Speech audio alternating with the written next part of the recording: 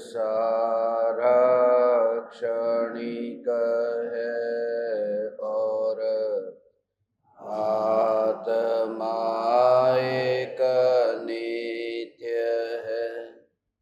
आत्मा का अनुभव बस एकमात्र नित्य है।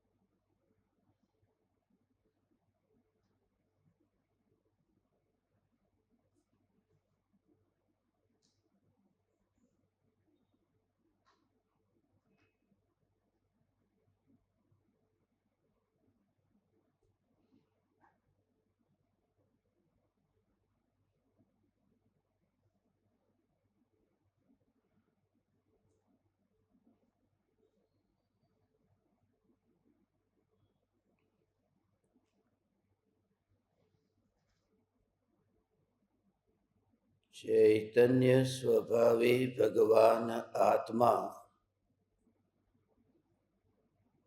अनादि अनंत शुद्ध चैतन्य मात्र है।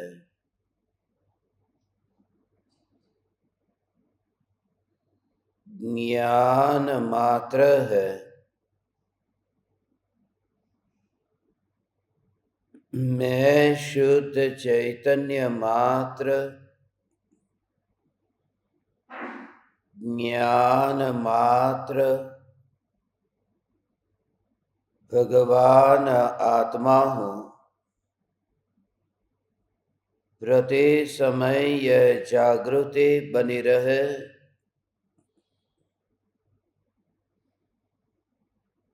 इस जागृति का नाम धर्म है। देह की प्रत्येक क्रिया के काल में और विकल्पों के बहते प्रवाह के काल में ज्ञानी को प्रति समय यह जागृति रहती है कि मैं चैतन्य तत्व इस देह की किसी भी क्रिया में और विकल्पों के बहते प्रवाह में कहीं भी मिला नहीं हूँ। ऐसा शुद्ध चैतन्य तत्व मैं हूँ।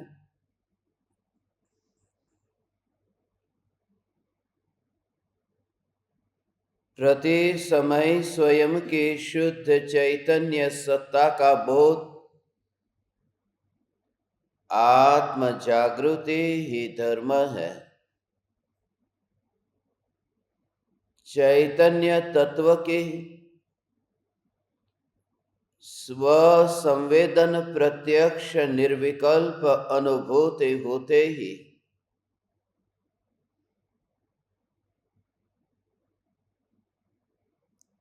निज ज्ञायक देव की यथार्थ पूजा होती है।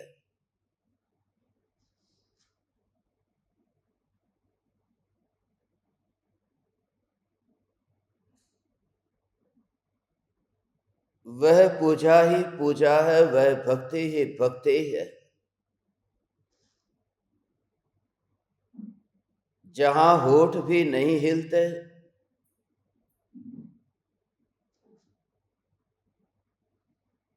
और जहां विकल्प की तरंग भी नहीं उठती,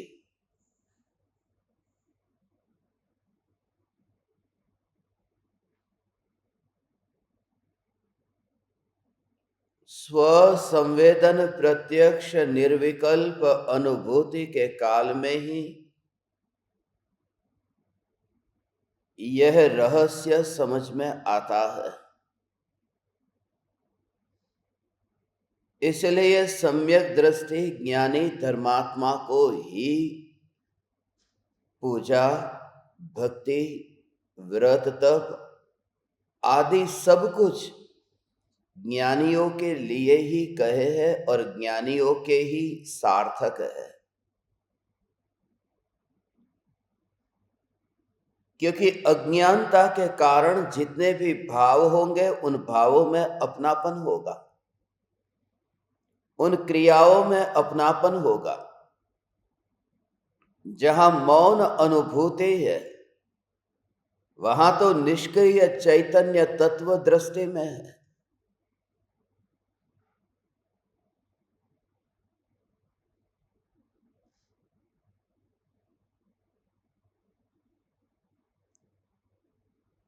जो भी लोग परमात्मा की पूजा करते हैं और अपने को बड़े पुजारी मानते हैं, जोर जोर से चिल्ला चिल्ला करके भगवान की पूजा बोलते हैं,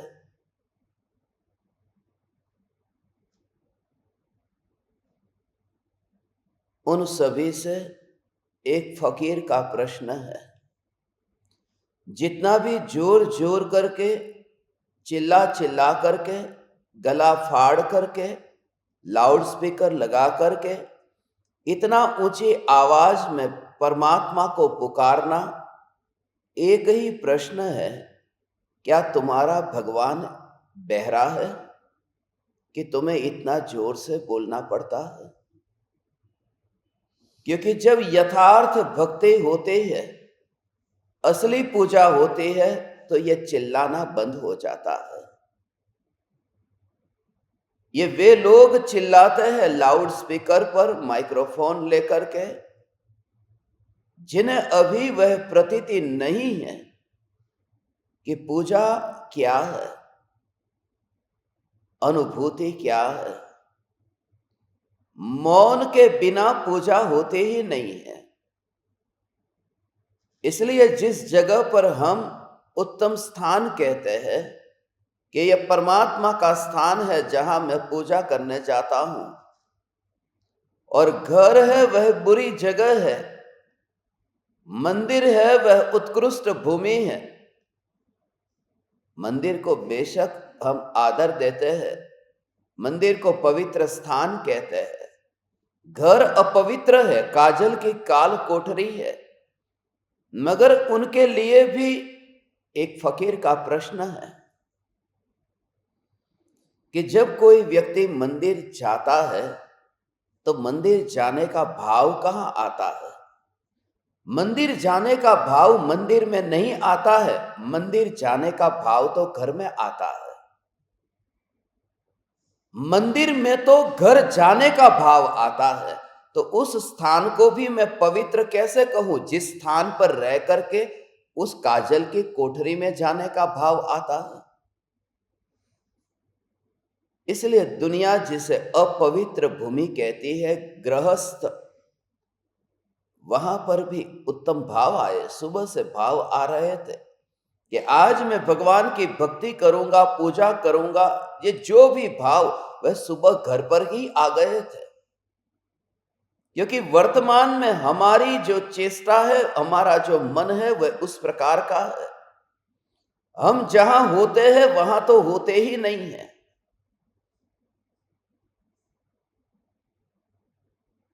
हम बैठे हैं, हम चलते हैं, हम बातचीत करते हैं और विकल्प कहीं और के चलते हैं। थाली पर बैठ करके भोजन करते हैं और विचार पत्नी का चलता है, और जब पत्नी के पास बैठे हैं तब ब्रह्मचर्य का विचार चल रहा है। इस प्रकार से न जाने हमारे चित्त में अनगिनत ऐसी विपरीत मान्यता है जिसे हम अपने विचारों का, हमारी वृत्तियों का, हमारे विकल्पों का निरीक्षण करें तो समझ में आ सकता है।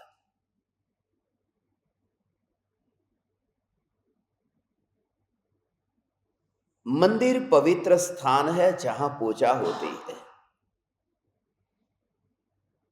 मगर मंदिर जाकर के भी वहां हमारी जो पूजा है, उस पूजा में जो हम बोलते हैं, मैं भी आपके सामने बोलता हूं,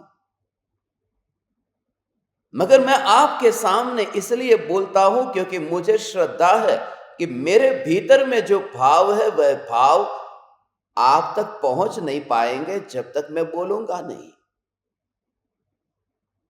मगर जिनके सामने जाकर के मैं चिल्ला रहा हूं, क्या मुझे समझ में नहीं आ रहा है कि वे केवल ज्ञानी हैं? और केवल ज्ञानियों के सामने बोलने की जरूरत नहीं है। केवल ज्ञानी भाव से समझते हैं, केवल ज्ञानी सब कुछ जानते हैं। अगली बार जब तुम मंदिर में प्रवेश करो तब इस वाक्य को खास याद रखना कि जितना तुम जोर जोर से बोलो तब तो खास याद रखना कि क्या तुम्हारा परमात्मा बहरा है?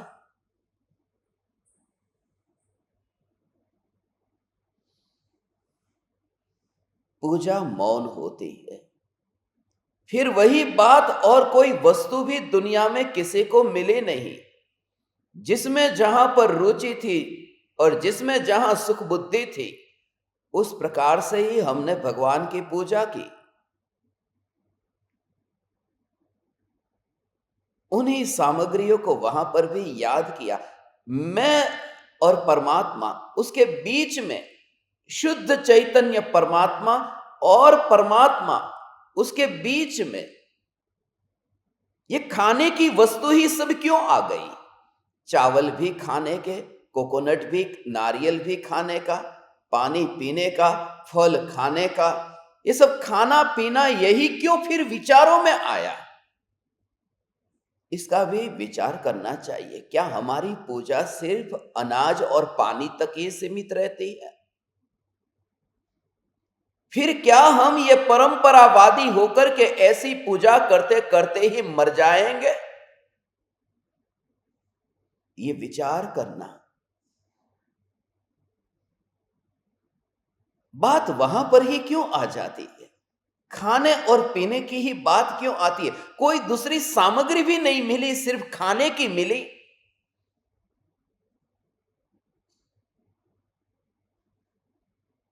और कोई कुछ क्यों नहीं मिला कि हमारा उपयोग कहीं भटक न जाए, स्थिर रहे? इसके लिए अष्टद्रव्य चाहिए एकाग्रता के लिए। मगर एकाग्रता के लिए खाने की चीज ही क्यों? फिर और कोई वस्तु क्यों न मिली? कोई बकरा चढ़ाता है, कोई मुर्गा चढ़ाता है। हमने ऐसे परमात्मा को चुना है जिस प्रकार का हमें स्वाद में रस है। हमारी पूजा हमारे स्वाद के अनुरूप हुई है।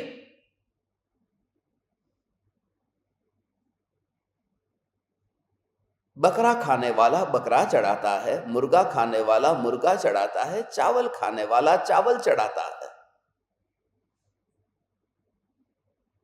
मगर इससे कोई पूजा का संबंध तो नहीं हुआ।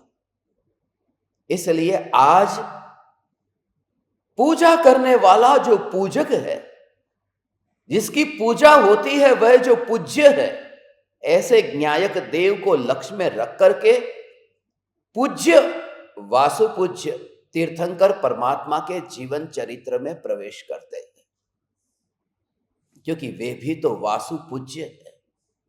वासु का अर्थ है स्वर्ग के देव।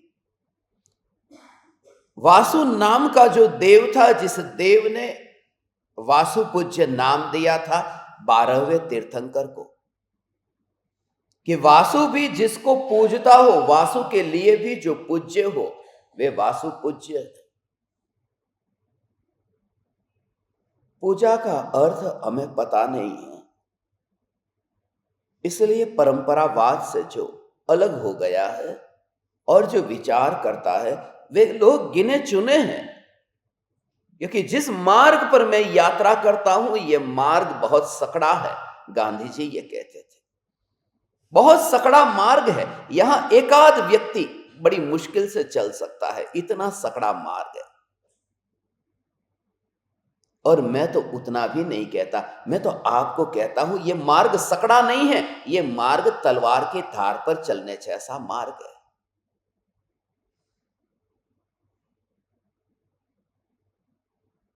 मेरी पूजा परमात्मा के सामने जब हो, उस समय तुम अपने परिणाम और परिणति का निरीक्षण करना।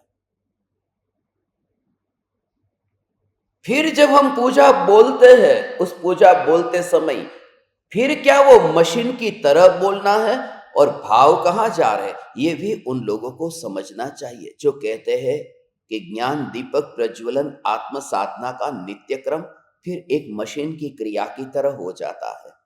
तो रोज रोज जो मंदिर में पूजा बोली जाती है, सिमंदर पूजा हो, सिद्ध पूजन हो, महावीर पूजन हो, 24 तीर्थंकर की पूजा हो, जो भी पूजा हो, उन पूजाओं में क्या मशीन की क्रिया नहीं लगती?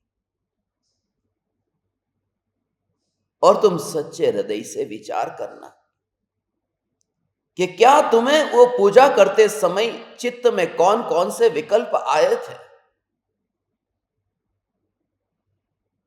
जब चावल चढ़ाए गए थे तो उस समय कैसे कैसे विकल्प आए थे? चावल धुले हुए होने चाहिए, चावल अच्छे होने चाहिए, थाली साफ होनी चाहिए, बिल्कुल अच्छी तरह से साफ सफाई करके। मैं नहीं कहता गंदी वस्तु का उपयोग करो, मगर जैसे विकल्प हम भोजन करने बैठते हैं और वहां पर आते हैं, उन्हीं विकल्पों को मंदिर लेकर चले जाते हैं। मैं पूजा का विरोधी भी नहीं हूं और पूजा का पक्षपाती भी नहीं हूं। मैं सिर्फ आपको विचार करने को कहता हूं कि आज तक जो हम करते आए हैं और धर्म मानते आए हैं, उसमें पूज्य पूजक का भाव कुछ पता ही नहीं था। और हम धन्य भागी है, परम कृपालु देव हमें मिले। हम धन्य भागी है, गुरुदेव हमें मिले, जिन्होंने विरोध तो नहीं किया मगर विचार करने को मजबूर जरूर कर दिया। सदगुरु किसी भी प्रकार से जोर जबरदस्ती करता ही नहीं है। बंद करो ये पूजा, क्या लगा रखा है, वह ऐसा नहीं कहता। वह कहता है तुम विचार करो, अगली बार जब तुम बोलो इस अर्घ का क्या मूल्य है अनअर्घ पद के सामने, उस परम पद को पा लिया है पतित पावन आपने। उस समय परम पद का पता है?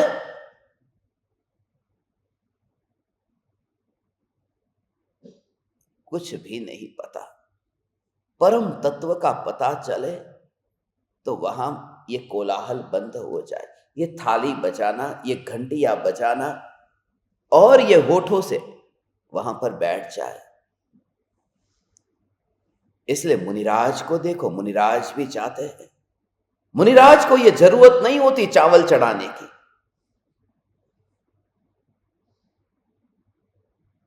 ये विकृति हमारे मन की विकृति है। कोई किशन कन्हैया को भोग चढ़ाता है, कोई गणपति को दूध पिलाता है। ये दुनिया में, सारी दुनिया में यही तो हो रहा है। फिर से मैं कहता हूं कि एकाग्रता के लिए था तो फिर ये भोजन की सामग्री ही क्यों तुम्हें दिखाई दी पहले?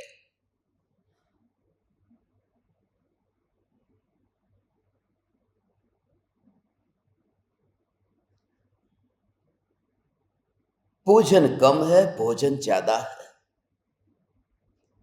परमात्मा भोजन ग्रहण कर लेगा, नहीं करता भोग अर्पण करते हैं किशन कन्हैया को। किशन कन्हैया तो भोजन करता ही नहीं है। फिर बस भगवान ने जब भोग धरावी दी तो पोते खाई ली, तो उनको जो दे दिया फिर अपन ने खुद नहीं खाया है। भगवान के पूजा करके फिर वह अनाज के दाने, वह फिर वह चावल के दाने फिर खुद नहीं खाते, फिर उस व्यक्ति को दे देते हैं जो कोई अनजान, जो कोई आलू प्याज न खाता हो, जो लहसुन न खाता हो। फिर उसके भी कुछ नियम हमने बनाए हैं। बाहर के नियम मनुष्य के मन की उपज है और कुछ भी नहीं है। सत्य यही है। मगर अंधाधुंधी हम न करेंगे। हम विचार करते हैं, हम परंपरावादी नहीं हैं। हम विचार करके सत्य असत्य का निर्णय करेंगे। हम अंधे की तरह नहीं दौड़ना चाहते, इसलिए तो तभी ये भेद ज्ञान उत्पन्न होता है। ये मौलिकता कैसे उत्पन्न होती? और ये कोई परंपरा नहीं चलानी भी नहीं है। ये तो मैं आप परमात्माओं से व्यक्तिगत इसलिए कहता हूं कि अपने में ही फिर समा जाना।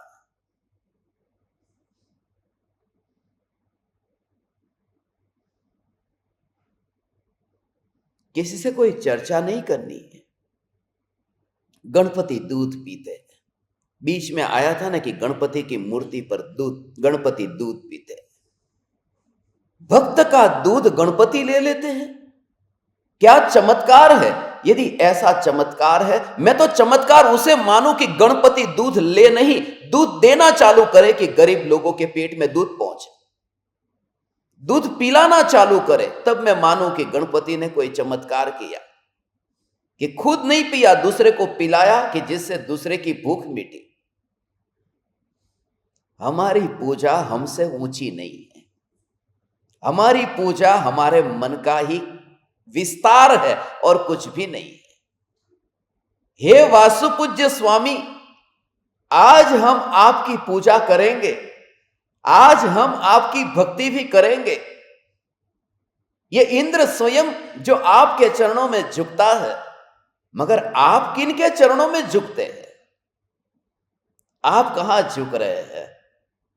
हम अभी अधूरे हैं, इसलिए ये पूजा करते हैं। सभी की पूजा की विधि अलग अलग है, सभी के पूजा के साधन अलग अलग है। और मजे की बात यह है कि ये सब मरने मारने पर उतारू हो जाते हैं, जब एक दूसरे की विधि जचती नहीं है। तो हमारी कोई विधि ही नहीं है।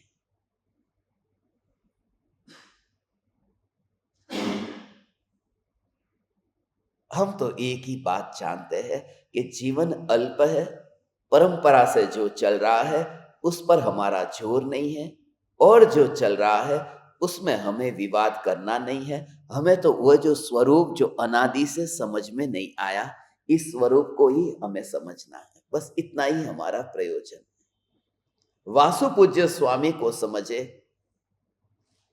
आज बहुत से राज खुलेंगे।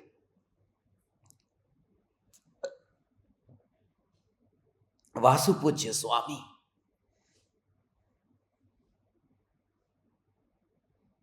एक है पराये परमात्मा की पूजा, एक है निज परमात्मा की पूजा।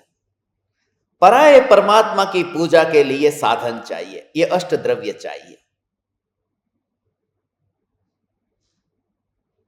8 ही होने चाहिए, एक कम नहीं चलेगा। और 9वां कभी जिंदगी में लाना मत, वरना भ्रष्ट हो जाओगे। 8 ही द्रव्य से फिर वो पूजा करना।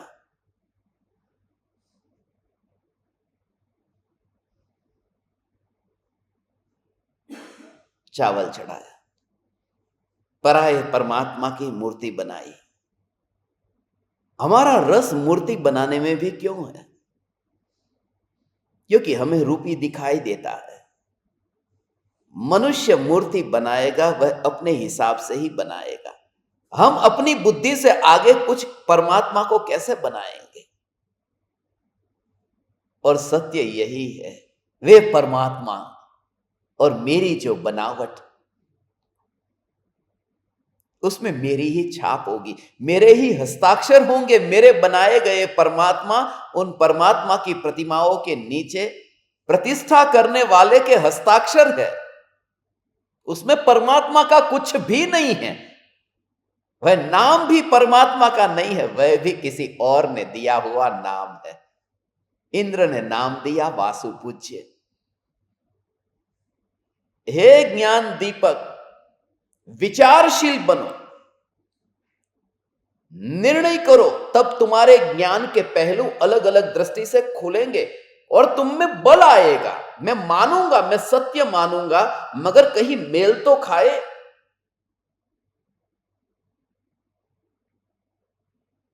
ये तो अच्छा है कि हम समूह में पूजा करते हैं, वरना मंदिर में सब अपनी अपनी पूजा लेकर के बैठ जाए और जोर जोर से पूजा करे। होता है कुछ मंदिरों में,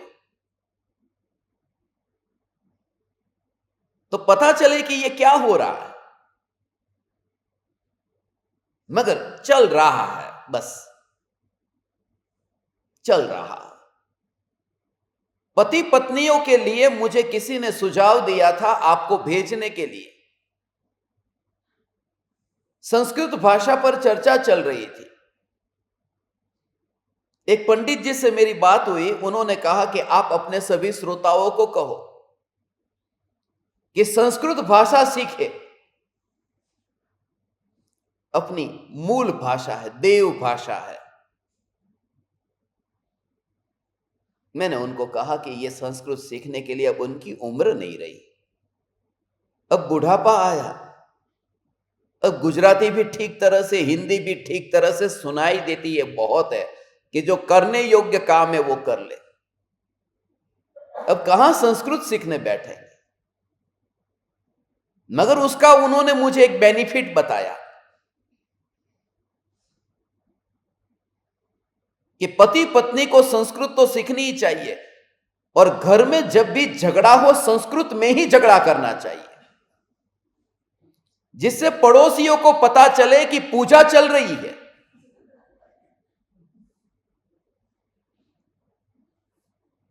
संस्कृत तो कोई जानता नहीं है। ऐसा ही है, मंदिर में जो कोलाहल होता है, लोगों को लगता है पूजा हो रही है, अंदर पूजा नहीं, अंदर संघर्ष चल रहा है। तूने जो बोला उससे ऊंची आवाज में मैं बोलूं, मेरी पूजा जल्दी पहुंच जाए। हे ज्ञान दीपक, हमारी पूजा अपूर्व होगी।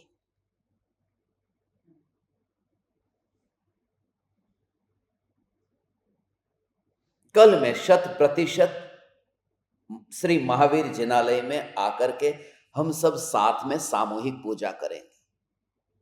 100% ये वचन देता हूं, वादा रहा। कल सुबह अपन सामूहिक पूजा करेंगे।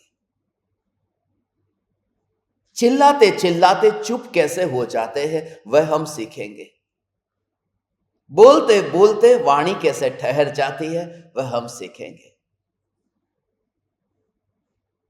मंदिर के अंदर चलता फिरता मंदिर चला गया है, यह हम देखेंगे कि यह कैसे गया। सीमेंट की दीवार के अंदर राख की दीवार कैसे गई, यह देखेंगे।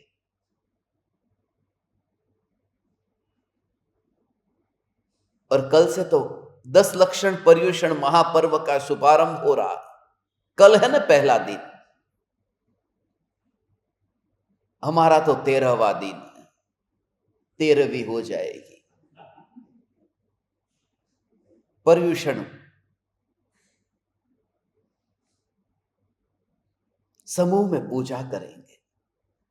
ये करते हैं ठीक है, देव आकर के, मनुष्य कर ही नहीं सकता। ये तो भाव हमारे, इसलिए विरोध नहीं है क्योंकि भावना है ना, बस भावना है ना। हम नहीं बोलते हैं, मनुष्य के वश की बात नहीं है तीर्थंकर की पूजा करना। हम कैसे करें? शास्त्रोक्त विधि पूजा महोत्सव सुरपति चक्री करे। हम सारी खेल लघु पुरुष कैसे यथा विधि पूजा करे। ये बोलते हैं, बोलते हुए भी अंदर में पड़ा है कि बहुत अच्छी पूजा करके आया हूं। हम सारी खेल लघु पुरुष कैसे, मगर वो भाव अंदर में आता ही नहीं है। हम सारी खेल लघु पुरुष। तुम पूजा में नहीं आए थे तो थोड़ी देर पहले तो क्या बोल के आया, हम सारी खेल लघु पुरुष। हम तो लघु पुरुष है, यहां गुरु पुरुष कैसे हो गए? एहसास हो कि मैं परमात्मा की पूजा कैसे करूं। परमात्मा की पूजा तब होगी जो जिसका अधिकारी है वह उन्हें अर्पण हो। बस ये चावल परमात्मा को अर्पण करना या एक थाली से दूसरी थाली में देना, एक थाली से दूसरी थाली में, फिर अलग अलग वस्तु है, अकेले चावल नहीं है। कम टाइम हो तो चावल है, दुकान जाने की जल्दी थी, चावल खा के चला गया, मगर आज रविवार शनिवार की छुट्टी है तो 8 वस्तु खाली। जब समय मिला तो अष्टद्रव्य चढ़ा दिए, समय नहीं था तो एक चावल चढ़ा दिया। अक्षतम निर्वपामिति स्वाहा, पुष्पम निर्वपामिति स्वाहा। 8 द्रव्य के लिए टाइम कहां? हे वासुपूज्य स्वामी, मैंने आपको मूर्ति से ऊपर देखा है, मैंने आपको मूर्ति से अलग देखा है। मूर्तिमान का विचार नहीं आता, मूर्ति का ही विचार आता है। श्रवण बेलगोला में मूर्ति देखते हैं ना, 2 विचार खास आते हैं, मूर्ति और मूर्तिकार। मगर मूर्तिमान का विचार कहां आया? मूर्तिमान वो जो जहां विराजमान हुए हैं। मूर्ति किसने बनाई होगी? धन्य है वे चामुंडराय राजा, धन्य है नेमिचंद्र आचार्य।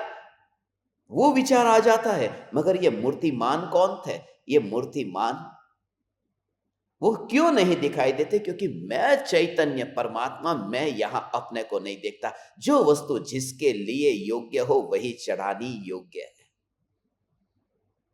परमात्मा के लिए चावल का मैचिंग नहीं होता, ये मैचिंग नहीं होता। परमात्मा के लिए चावल मैचिंग नहीं होता। जो जिसके लिए शोभा दे वही उसे अर्पण करो, वही उसे अर्पण किया जाए। तो जो त्रिकाल ध्रुव चैतन्य सत्ता है, उसके लिए ज्ञान की जो जानन जानन जानन अवस्था है वह अर्पण हो, यह मैचिंग होता है। मैचिंग तो होना चाहिए ना, कि द्रव्य भी चैतन्य, पर्याय भी चैतन्य, चैतन्य चैतन्य में अभेद हो, तब मैचिंग होता है। अपनी बेटी का हाथ किसी को भी पकड़ा नहीं देते, देखते हैं खानदान कैसा है, कुल कैसा है, रूप कैसा है, मैचिंग तो होना चाहिए ना। अब राग का कीचड़ है, वो राग का कीचड़ परमात्मा के ऊपर उछालते हैं। मैं शुद्ध चैतन्य हूं, मैं शुद्ध चैतन्य हूं, मैं शुद्ध चैतन्य हूं। जिस दिन तुम्हें यह लगने लगे मैं शुद्ध चैतन्य हूं, ये विकल्प भी राग का विकल्प कीचड़ उछालने जैसा है। और आज से मैं ऐसा अपराध न करने के लिए सावधान रहूंगा। उसे कहते हैं ज्ञान को ही फील करना। Just feel the eternal nature of knowledge, just consciousness, just consciousness और कुछ भी नहीं। ऐसा जब ज्ञान में, ज्ञान का ही अंतर में परिणमन, तब मैचिंग होगा। विचार तो कर कि तू क्या दे रहा है और किसको दे रहा है, किसको तू दे रहा है। ये विचार कभी आया?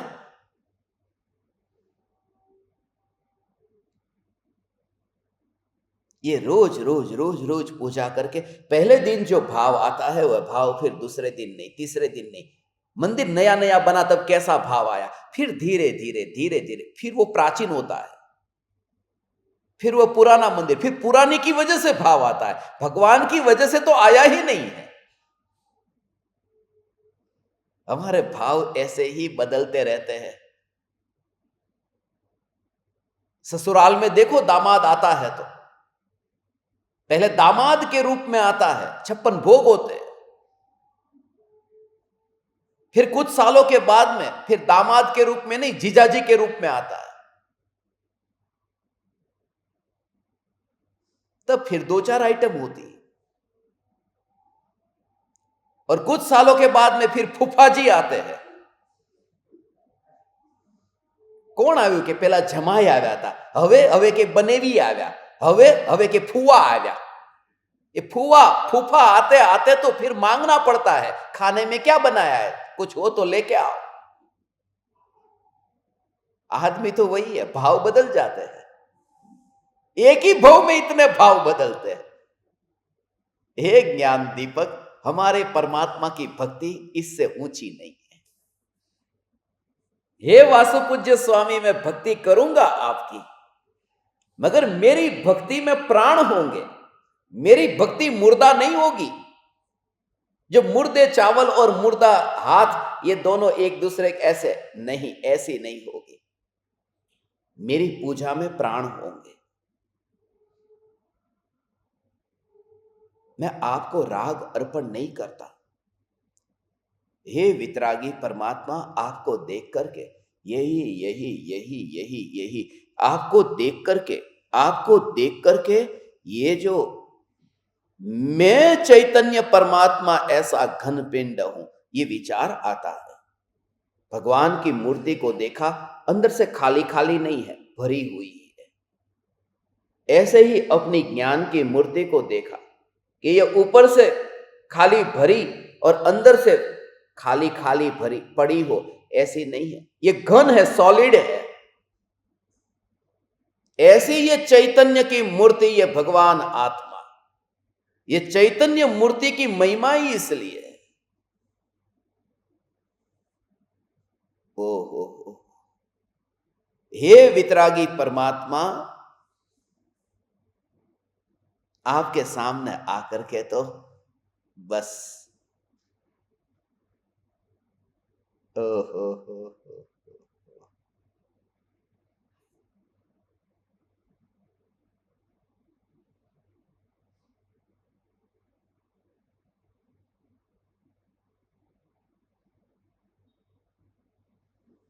वासु पूज्य स्वामी,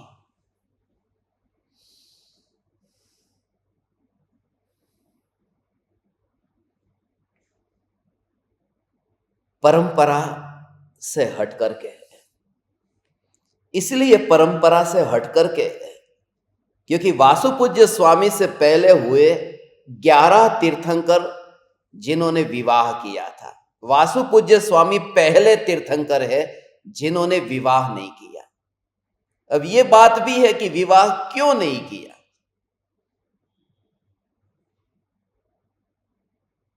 वासु पूज्य स्वामी चंपापुरी में जन्मे थे। कोई गया है चंपापुरी? चंपापुरी में गए ना? हाँ, चंपापुरी।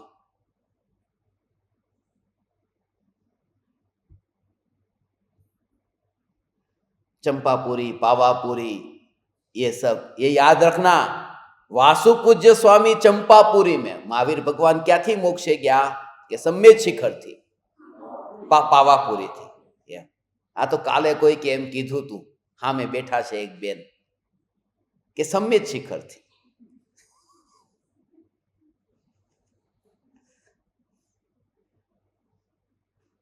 पावापुरी से महावीर, ये चंपापुरी से, चंपापुरी अशोक महाराज हुए ने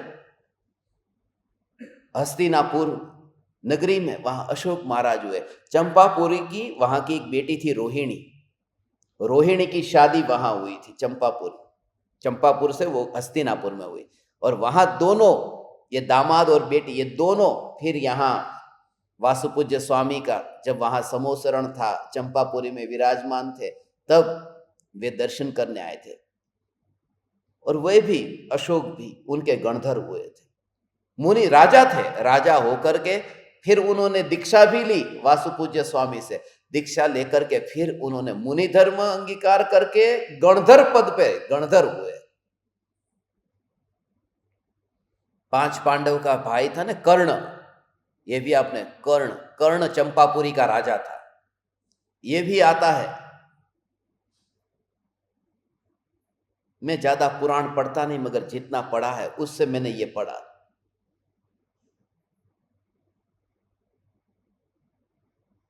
बहुत से वहां के पर्वत का नाम पता है? मंदारगिरी पर्वत है, मंदारगिरी। सती सोमा हुई, सोमा सती, वो जो था ना एक घड़े के अंदर नाग था, सांप था, और सांप का बदले में क्या हो गया? वो सोने का बन गया पूरा। ये कहानी सुनी होगी ना? यही तो सुना है, इसके अलावा ये सुना क्या था? इसके अलावा सुना क्या? यही तो सुना है।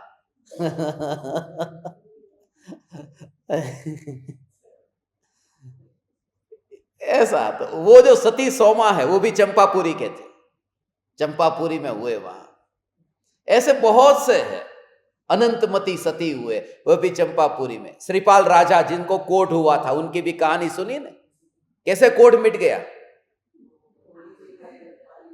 गंधोदक से। हाँ, निर्मलम निर्मलीकरणम पवित्रम पाव, ऐसा कोढ़। जोरदार अस्पताल जाने की जरूरत ही नहीं, सीधा भगवान का गंधोदक लेके आ जाओ, कोड मिट जाएगा।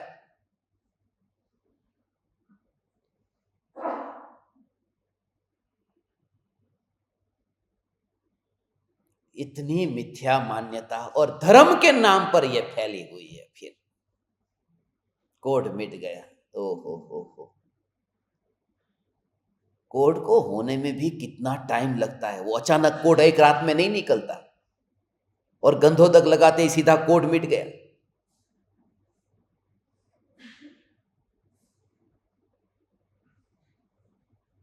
गंधोदक से इसलिए लोग क्या करते हैं मालूम है? गंधोदक तो यहां लगाना चाहिए ना, ललाट के ऊपर यहां लगाना चाहिए, कपाड़ ऊपर लगाड़वानो है गंधोदक। गंधोदक खबर पड़े ना,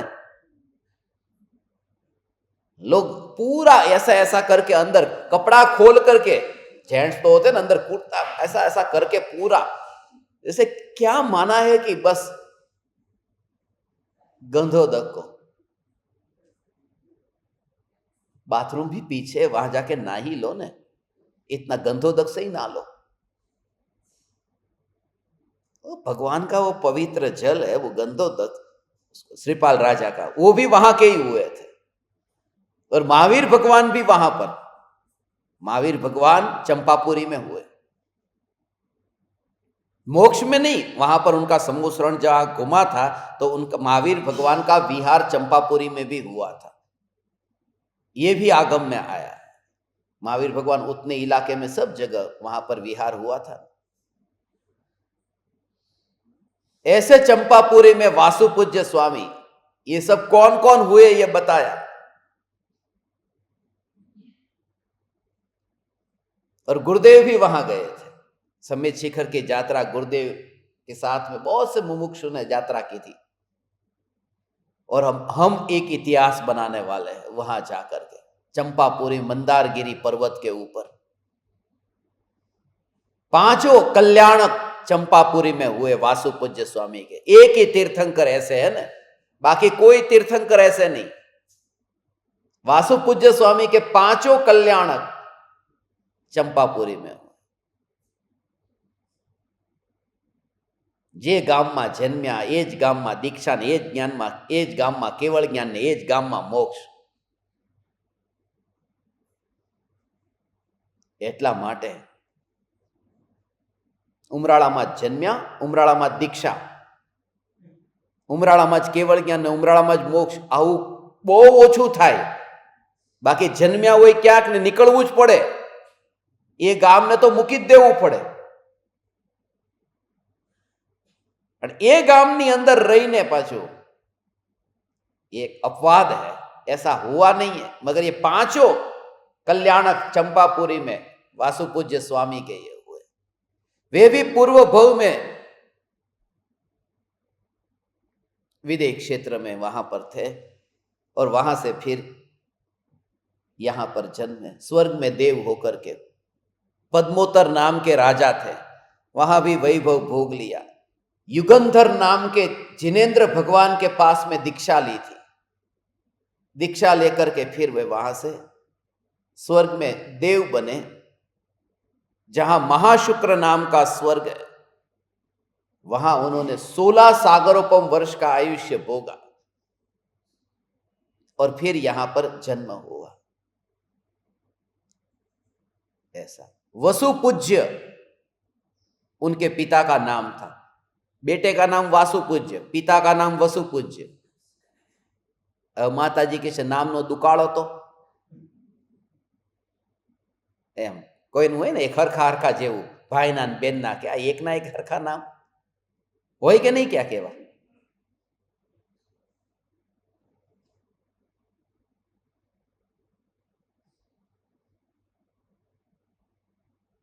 वसुपूज्य, वासुपूज्य। जयावती उनकी माता का नाम था। उस जमाने में भी ये नाम सब चलते थे। जया, ये इतने साल पुराना नाम है।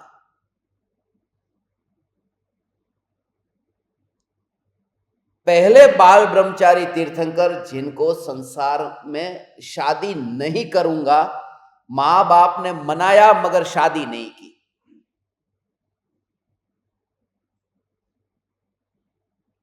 ऐसी मस्ती है, गुलामी चल ही नहीं सकती।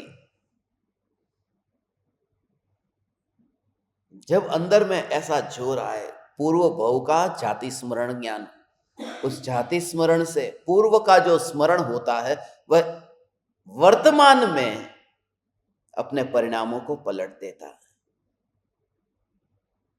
अरे पूर्व में मैंने ऐसा भोग भोगा, ये भोग भोगा, ये भोग भोगा, बस जब तक याद नहीं था, याद आते ही वो परिणाम, इसलिए जाति स्मरण ज्ञान उनके वैराग्य का कारण बना था। मां बाप ने तो बहुत कहा था, मगर वैरागी को कोई मना ही नहीं सकता। कोई भी मनाने जाए, एक बार उनके दिमाग में, खोपड़ी में आ गया, नहीं माने नहीं, बात पूरी થઈ ગઈ। પછી ગમે એટલું તમે કહો એટલે વાત પૂરી થઈ ગઈ ત્યાં। આ જ્ઞાનીના દ્રષ્ટાંત જો કે આવી બધી જીત કે કરી લેવાતા ને પછી છોડી દેવી હતી કે नहीं, भाव तो होना चाहिए ने, नहीं माने नहीं। और जिन्होंने की उन्होंने करनी थी तो की ही। ये अटपटा लगेगा तुमको, हे ज्ञान दीपक, ये तुम विचार करो, ये जो क्रियाकांड को इतनी प्रधानता देते हैं ना। अब पवनंजय कहता है अंजना चाहिए चाहिए और चाहिए, कैसे भी करके चाहिए। अंजना के लिए पवनंजय ये कहता है शादी करनी है और अंजना से ही करनी है, दूसरी कोई स्त्री नहीं चाहिए, अंजना ही चाहिए। और वासुपूज्य कहते हैं चाहिए ही नहीं। और दोनों क्षायिक सम्यक दृष्टि, माने क्षायिक सम्यक दृष्टि कितने मूडी होते होंगे।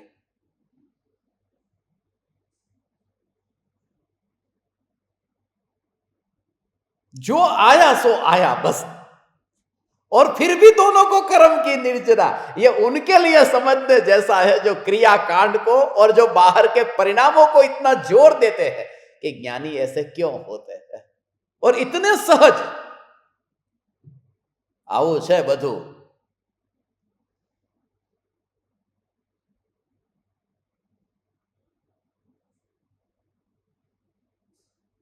मस्ती है, ऐसी मस्ती है, वो लकीर के फकीर नहीं है, वो मौज है उनकी। शादी करनी है, करनी है। वो शादी पवनंजय को नहीं करनी थी, वो शादी करने के लिए जो फोर्स कर रहा था वो उदय फोर्स कर रहा था, पवनंजय नहीं। और उनको उस समय भी दूरी और भेद ज्ञान ऐसा दिखाई दे रहा है कि ये मैं हूं ही नहीं, हूं ही नहीं, हूं ही नहीं, ऐसा चैतन्य का जोर,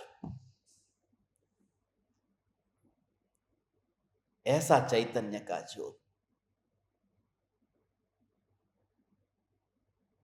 लैला के पीछे मजनू पागल हो गया कि राजा ने कहा कि मजनू तू क्या पागल हो गया है लैला के पीछे। बहुत सी लैला इस राज्य में है, तू कहे उससे और से शादी करा दूं, ये लैला का पीछा छोड़। और लैला को मैंने देखा है, लैला में कुछ भी ऐसा नहीं है पागल होने जैसा, छोड़ तू लैला को। मगर मजनू कहता है महाराज, लैला को देखने के लिए मजनू की आंख चाहिए, आपके पास में राजा की आंख है, मजनू की कहां है? क्योंकि मुझे जो दिखाई देता है वो राजा को नहीं दिखाई देता। ओहो, वो ज्ञानी को, वही तो ज्ञानी, वो देखने का जो नजरिया है। इसलिए जब तुम्हारी दृष्टि चैतन्य पर आएगी तब से तुम्हारी दृष्टि ज्ञानियों को देखने की भी बदल जाएगी। ओ ज्ञानियों को देखने का नजरिया ही बदल जाएगा। पहले जो दिखाई देता था, पापी दिखाई देता था, वो अब नहीं दिखाई देगा। ये सब ज्ञानी को कितनी छूट मिलती है, कहते हैं ना, ऑफर है कितना, इतने % छूट, इतने %, यहां 100% छूट है ज्ञानी को। मगर एक बार ज्ञानी हो जाओ तो हो जाते हैं। मगर झूठ के लिए कोई ज्ञानी हुआ, हो ही नहीं सकता। नहीं तो गांधी जी जैसा हो जाएगा। जेल में गांधी जी को डाला था ना, तो अंग्रेज लोग गांधी जी को कि ये बूढ़ा यदि मर गया, बहुत डरते थे अंग्रेज, तो हम लोगों को वापस जाने में बहुत तकलीफ होगी। गांधी जी के पास में एक ही हथियार था, जब भी हो उपवास पर बैठ जाते, बस आज से मरण अनशन कुछ भी हो, बस उपवास पर बैठ जाते थे।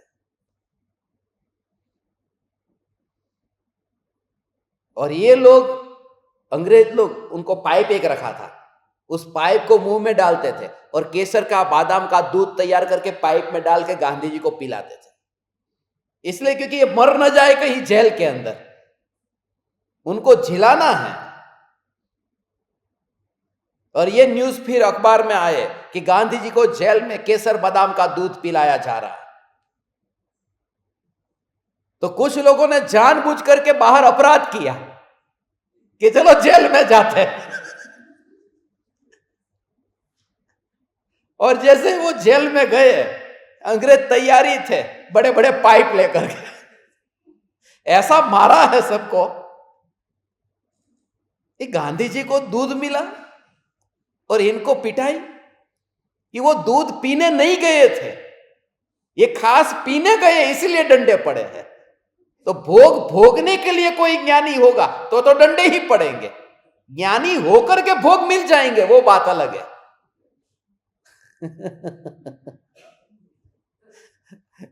इसे कहते हैं इच्छा नहीं है, अपेक्षा नहीं है, ये सहज प्रकृति व्यवस्था कर देती है। वासुपूज्य स्वामी को जाति स्मरण ज्ञान हुआ। ये जाति स्मरण से मुझे एक बात स्मरण में आई। एक छोटी सी कहानी है। एक राज्य था, कहानी बहुत इंटरेस्टिंग है। एक राज्य था, उस राज्य में राजा रानी रहते हैं, राज्य करते हैं। अपनी छत पर राजा रानी बैठे हैं रात के समय, मगर अपने महल के पास में किसी एक व्यापारी का घर है। उस व्यापारी और व्यापारी की पत्नी, ये दोनों भी एक दूसरे से बहुत प्रेम करते हैं और वो भी छत के ऊपर बैठते हैं। तो राजा कहता कि सामने देख, व्यापारी और उसकी पत्नी देख, पति पत्नी दोनों का प्रेम कितना है। तो रानी ने कहा कि उसका जो पति है ना, उसकी वजह से वो प्रेम टिका है, वो बहुत अच्छा है पति। राजा ने कहा नहीं, उसकी पत्नी की वजह से ये है, पत्नी अच्छी होनी चाहिए तो ये प्रेम टिकता है। अब दोनों के बीच में अब चैलेंज हो गया। बोले चल देखते हैं कि किसकी वजह से। तो राजा रानी दोनों ने मिलकर के एक चाल चली। एक दासी, जो उस दासी को कहा कि जा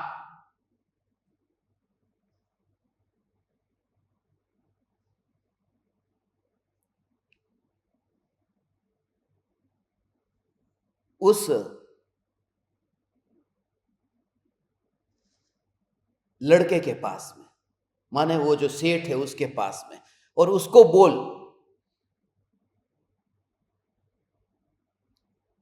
कि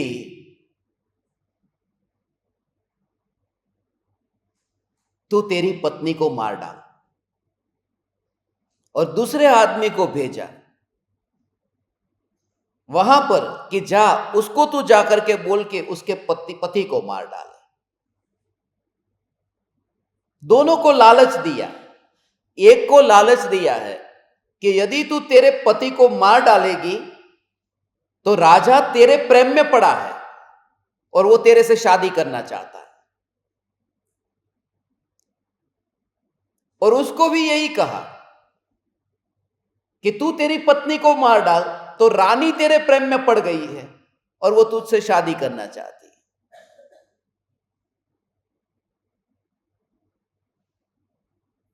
मगर जैसे लड़के को पता चला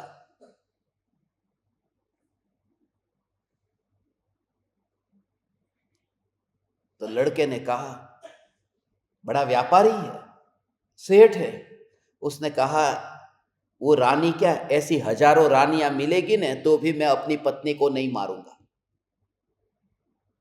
मैं नहीं मार सकता, बहुत प्रेम करता हूं। मगर वो सेठ की सेठानी, उसको जब पता चला कि राजा मुझे मिलेगा तो उसने अपने पति की हत्या कर दी, खत्म कर दी।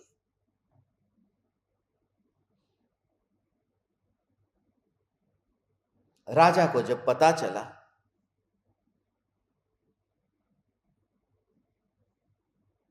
बहुत गुस्सा आया। किस पर? नारी जाति पर। स्त्री ही ऐसी होती है। देखो, पति के लिए धोखेबाज निकली। उसने अपने मंत्री को कहा कि इस राज्य में जितनी भी स्त्री है सबको मार डालो, सबका गला काट दो, एक भी नहीं बचनी चाहिए। आज समझ में आया ये सब मोहब्बत ये झूठी है, कागज में अच्छी लगती है, असली जीवन में ऐसा होता ही नहीं है। मैं तुम्हारे लिए अपनी जान देने को तैयार हूं। लोग बोलते हैं ना, मैं तुम्हें जिंदगी भर हमेशा हमेशा हमेशा के लिए प्रेम करता रहूंगा। उसको पता ही नहीं हमेशा का मतलब क्या होता है। हमेशा का मतलब जानते हो?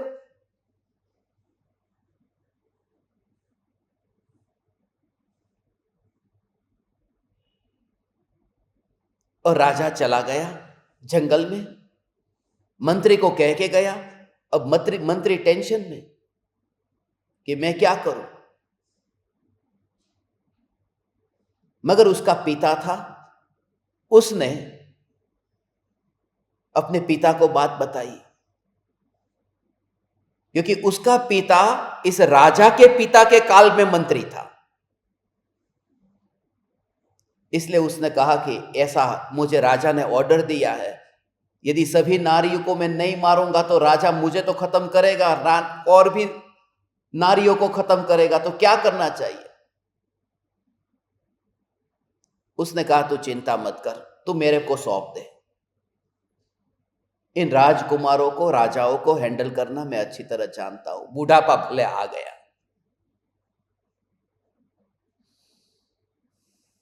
शाम को वापिस आया राजा, किसी भी स्त्री को मारा नहीं था। बहुत गुस्सा आया, बुलाया मंत्री को, आ इधर, अब तेरे को फांसी की सजा मिलेगी।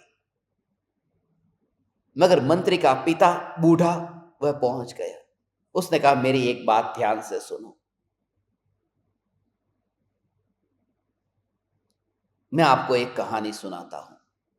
उस मंत्री के पिता ने, बूढ़े पिता ने एक घटना सुनाई। बोले मैं आपके पिता के काल में मंत्री था और उस समय मैं और आपके पिता जंगल में गए थे, रास्ता भटक गए थे, कहीं से रास्ता नहीं मिल रहा था। मगर तब मुझे एक घोड़े पर बैठ करके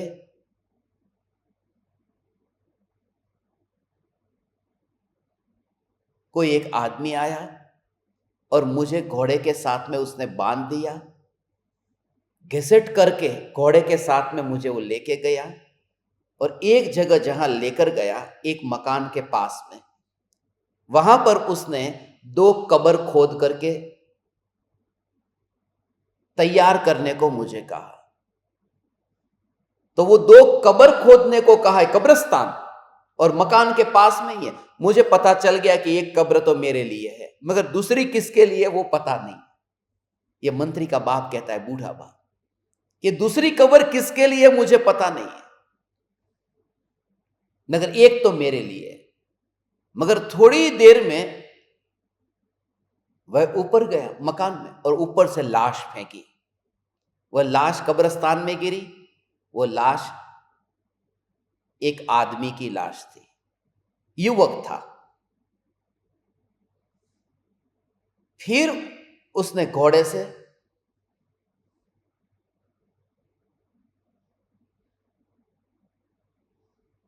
अपने को दूर करके फिर उसने अपना चेहरा खोला।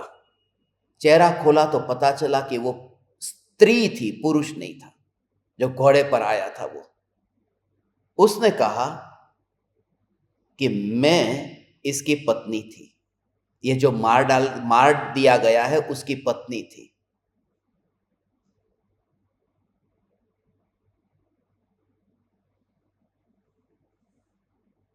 मगर आपके राजा जो है, उसका बेटा राजकुमार, वो मेरे प्रेम के पीछे पागल होकर के मेरे पति को मार डाला है। ये मेरे पति की लाश है और दूसरी कब्र मैंने इसलिए खो दी है कि मैं दूसरी कब्र में अब जाऊंगी मेरे पति के साथ में, मगर राजकुमार के सामने तो मैं कभी भी शादी भी नहीं करूंगी, उसे देखूंगी भी नहीं। आपके राजा के बेटे ने यह काम किया। ये बूढ़े मंत्री ने जब उस राजा को कहा, वो राजकुमार माने ये खुद जो अभी राजा बन गया है, मगर कभी उसने दूसरे की हिंसा और हत्या की है। जब खुद का भूतकाल याद आया कि मैंने किसी के पति को मारवा डाला है, मैं खुद हत्यारा हूं, तो अब जो ये दूसरी की स्त्री जो है उसके पति को मार डाला, तो उसको सजा देना ठीक नहीं तो मुझे भी सजा भोगनी पड़ेगी। बात ऐसी है कि अपने खुद के भूतकाल को यदि याद करोगे तो वर्तमान में तुम्हारे परिणाम पलट जाएंगे कि ये काम मैंने भी बहुत बार किया। ये वासुपूज्य स्वामी का जाति स्मरण इस बात को बताता है कि पूर्व भव में मैंने ऐसे भोगों को भोगा है कि अब यहां इस भव में पूर्व के भोग स्मरण में आए, अब यहां एक भी स्त्री से मेरा नाता जोड़ना नहीं है, क्योंकि भूतकाल का अनुभव लेकर के मैं बैठा हूं। इसलिए कोई व्यक्ति इस भव में शादी नहीं करता है और ब्रह्मचर्य का पालन करता है तो पूर्व भव के संस्कार, और ब्रह्मचर्य का पालन नहीं भी करता हो, क्योंकि वास्तव में सत्य तो यही है कि कोई जीव यदि मुनि नहीं होता उससे पहले विकार आए बिना रहेगा ही नहीं। यह बात बहुत कठोर है, मगर यदि वो अकेला भी रहता है भाव आएगा और आएगा, आगम का प्रमाण है। फिर मैं हूं, तुम हो, गुरुदेव है, कृपालु देव है, कोई भी है, नियम से भाव आएगा। अधूरी दशा में भाव आएगा, नहीं तो वो गुणस्थान ही नहीं होता, मुनि का गुणस्थान होता। भाव तो आएगा, कोई कह देता है, कोई नहीं कहता, कोई शर्म के मारे नहीं कहता, कोई भय के मारे नहीं कहता, कोई लोभ के कारण नहीं कहता कि इतने शिष्य है उनसे धन मिलता है, वो मिलता बंद हो जाएगा, क्योंकि नाम के आगे बीबीआर लिखा है, बाल ब्रह्मचारी, तो क्या होगा। इसलिए कोई लोभ के कारण, कोई भय के कारण, कोई शर्म के कारण, लज्जा के कारण, मगर सत्य यह है कि पूर्व भव का भोग स्मरण में आते ही उस जंजाल से बच जाते हैं। इतनी जंजाल है। हे ज्ञान दीपक, कमाई फिर उनके लिए करनी पड़ती है। शादी करने के बाद में बच्चे हुए, अकेला व्यक्ति होगा तो इतनी झंझट नहीं है। ये जितने भी ज्ञान दीपक है वो क्यों नहीं बैठते प्रवचन में कि पति के लिए खाना, पत्नी के लिए ये, बच्चों के लिए स्कूल, बच्चों के लिए टिफिन, बच्चों को पढ़ाना लिखाना, बच्चे के लिए फिर रेस्टोरेंट में जाना। अब पति कहता है कि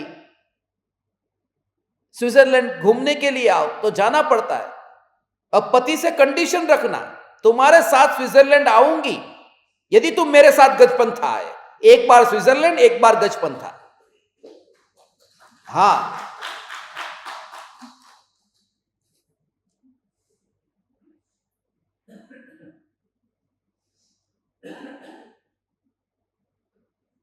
और बंद होगा तो दोनों बंद होगा, उसमें प्रॉब्लम नहीं है,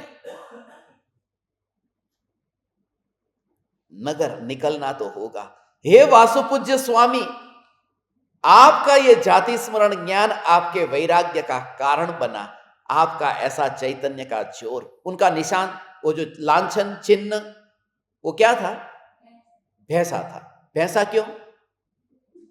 भैंसा, बस। वो खाली आगे एक सवाल पूछा तो जिनवाणी का अपमान हो जाएगा, खबरदार। असाधना के कारण 7 गांव को जला देने का पाप लगता है, जिनवाणी में शंका की तो। ऐसा भी लिखा है, वो भी जिनवाणी में ही लिखा है। भैंसा इसलिए क्योंकि भैंसे की चमड़ी पतली होती, गैंडा वगैरह जैसे जानवर होते हैं ना, उनकी चमड़ी मोटी होती है, भैंसा की चमड़ी पतली चमड़ी, और भैंसा वजन में बहुत ज्यादा होता है। अहियाँ भैंसू पानी में डूबे, કેટલી જગ્યાએ बहुत नहीं डूबती, तैरती रहती ऊपर। इतना वजन होने पर भी આપણે ક્યાં જોઈ હતી ભેંસ તરતી હોય એવી? ઝાંઝરકામાં જોઈ હતી ને, તળાવની અંદર। हाँ, वो इतना वजन होने पर भी वो डूबती नहीं है। तो भोगों को भोगता हुआ भी ज्ञानी संसार में राग में डूबता ही नहीं है, वो ज्ञान में ही तैरता रहता है, वो चैतन्य में ही तैरता रहता है। ये जान करके कोई खाए पिए और मौज करे और प्रमाद करे तो भैंसा जैसा हो जाएगा। वो भी भैंसा जैसा, भैंसा आराम से पड़ा है, प्रमादी, भैंसा प्रमादी कहलाता। इसलिए स्वच्छंदी मत होना। 72 लाख वर्षનું आयुष्य पूर्ण કરીને वासुपूज्य स्वामी निर्वाण को प्राप्त हुए। सैकड़ों उनके साथ में मुनिराज, जिन्होंने मुनि दीक्षा अंगीकार की। रत्नमाला नाम की उनकी पालकी में उनकी विदाई हुई थी। 66 गणधर थे, 6000 केवली थे, 72,000 मुनि थे, 1,06,000 आरजी का, 2 लाख श्रावक और 4 लाख श्रावी का। ये सब उनका समूह शरण का लेखा जोखा था। हमें तो ये बात है कि असली पूजा ज्ञायक देव की करे। वासुपूज्य स्वामी की भक्ति तभी होगी जब हमारी ज्ञान की पर्याय ज्ञायक देव की पूजा करेगी। हे ज्ञान दीपक, समय हो गया।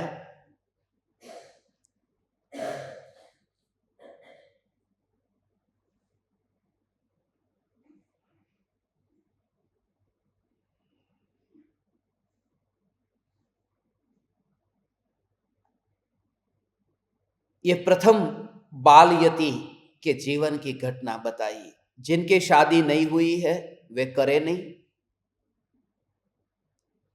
जिनकी हो गई है वे तलाक ले,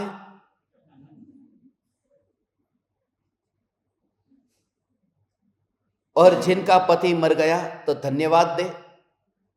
गुरुदेव के प्रवचन में ये मैंने सुना था। एक मैं बहनो पति मरी गयो, मरी गयो। अरे मरी गयो तो मरी गयो, गयो 84 ना चक्कर में, तने धर्म करवानो टाइम मळ्यो। लेने हवे आम गुरुदेव कहता हो, हूँ कहूं तो माરું नाम बदनाम थाय, એટલે આવા ટાઈમે ગુરુદેવને યાદ કરવા જ પડે।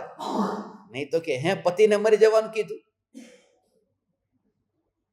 पति मर गया तो मर गया, अब तू रोती क्यों है? वापिस तो आएगा नहीं, गया 84 के चक्कर में। कभी धर्म की बात सुनने बैठा नहीं, जिंदगी भर का साथी अर्धांगिनी अर्धांगिनी करता रहा, मगर कोई रस जगा नहीं। ये सब एक साथ में ऐसे ही, बस ऐसा ही लगता हो कि मेहमान गेस्ट हाउस में से निकल गया, बस। ओहो हो, अंदर से आराम से ऐसी शांति मिलती है। सुबह सुबह जब अपना सत्संग होता है ना, यहां शाम होती है, अमेरिका में वहां सुबह होती है, तो वहां सुबह सत्संग होता है अर्ली मॉर्निंग में। अब 7 बजे 8 बजे सत्संग का टाइम वहां पर होगा, तो मैं जोर से बोलूंगा तो पास वाला जो कमरा है वहां आवाज जाएगी, तो डिस्टर्ब होगा। तो वो अंदर से भाव से सत्संग नहीं हो पाता। बार बार वो उनका ध्यान रखना पड़ता है कि अरे उनको कुछ सुनाई देगा, उनको डिस्टर्ब होगा, वो कुछ बोलेंगे। मगर सुबह सुबह मुझे बैग की आवाज सुनाई देती है कि वो लोग सुबह ही, उनकी कोई फ्लाइट होगी कि चेकआउट कर रहे हैं, तो पास वाले का चेकआउट हो गया तो अंदर से कैसा लगता है कि आराम से करो अब। तो वो जो तुम्हारा पति का चेकआउट हो गया, बस अब तुम्हारे आसपास में कोई चिंता करने की जरूरत नहीं है। उनका चेकआउट और तुम्हारा चेक इन, फिर क्या चाहिए। आप समस्त चैतन्य परमात्माओं को अनंत अनंत वंदन, अनंत अनंत प्रणाम। चैतन्य चैतन्य चैतन्य।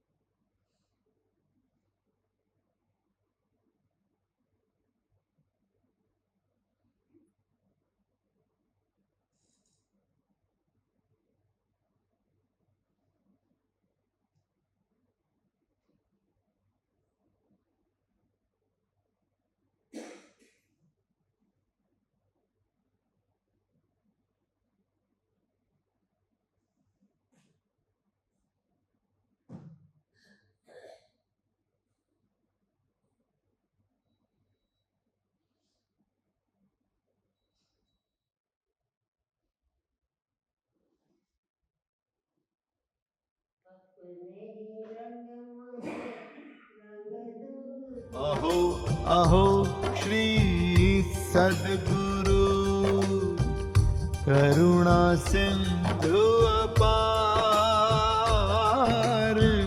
इस पामर पर प्रभु किया आहो आहो उपकार, आहो आहो उपकार। देह सहित जिनकी दशा वरते देहातीत, उन ज्ञानी के चरण